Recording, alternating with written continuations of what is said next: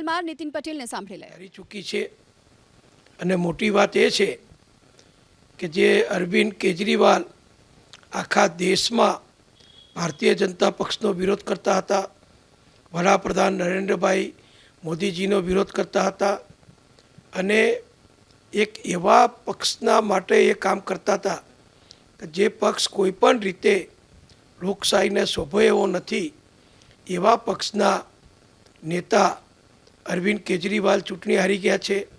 એમના અન્ય મંત્રીઓ પણ ચૂંટણી હારી ચૂક્યા છે અને વડાપ્રધાન નરેન્દ્રભાઈ મોદીના નેતૃત્વમાં વિશ્વાસ રાખી દિલ્હીની જનતાએ જે મતદાન કર્યું અને માનનીય અમિતભાઈએ જે ધુઆધાર પ્રચાર કર્યો, ભારતીય જનતા પક્ષના હજારો કાર્યકરોએ રાત દિવસ જે મહેનત કરી, એના ફળ સ્વરૂપે ભારતીય જનતા પક્ષની ગેરંટી ઉપર, વડાપ્રધાન માનનીય નરેન્દ્રભાઈની ગેરંટી ઉપર એમના વિશ્વાસથી પ્રજાએ ભારતીય જનતા પક્ષને દિલ્હીનું સુકાન સોંપ્યું છે અને જે આપ પાર્ટી ખૂબ ગરજી હતી એ એકદમ તળિયે જઈને પહોંચી ગઈ છે.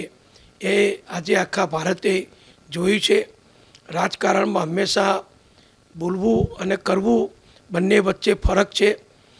આપની સરકારે જે ભ્રષ્ટાચારો કર્યા, દારૂના અંગેની જે નીતિ બનાવી એમાં જે ભ્રષ્ટાચાર કર્યા, એ સિવાય ફક્ત પ્રચાર અને સાચું પાયાનું લોકો સુધી, પ્રજા સુધી પહોંચે એવું કોઈ નક્કર કાર્ય નહીં, પણ ફક્ત બોલીને પ્રચાર કરીને વાત ચલાવવાની એ પ્રજાએ આજે નકારી કાઢી છે.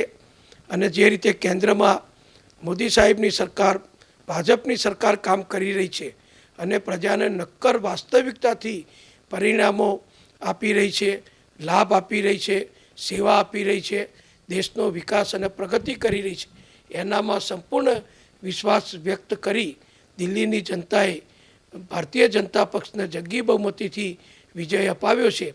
એ બદલ દિલ્હીના સર્વ મતદારોને, દિલ્હીના કાર્યકરોને અને નાગરિકોને હું ખૂબ ખૂબ અભિનંદન આપું છું.